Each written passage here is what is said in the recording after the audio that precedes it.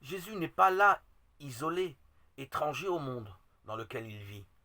Au contraire, il vient achever, accomplir ce qui, depuis des siècles, est entrepris et prévu dans tous ses détails.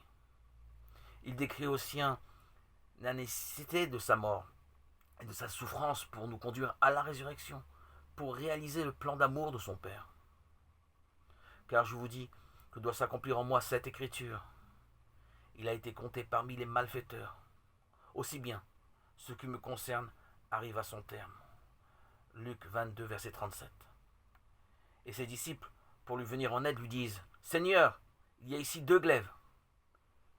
Il leur dit: C'est assez. Il s'agit de toute autre chose. Il ne s'agirait à cet instant que d'un peu d'amitié face à cet immense destin. Jésus essaie donc de faire entrer les siens dans la profondeur du drame qu'il vit. Lui, le Fils de Dieu, compté parmi les pécheurs. Il sent son heure si proche, l'heure de la passion. Les apôtres, fanfarons, vont l'abandonner, sinon le trahir. Il aurait voulu trouver parmi les siens un cœur qui tint bon, l'aima, sans forfanterie, dans cette douleur nécessaire, mais eux ne pensent l'en défendre que par l'épée.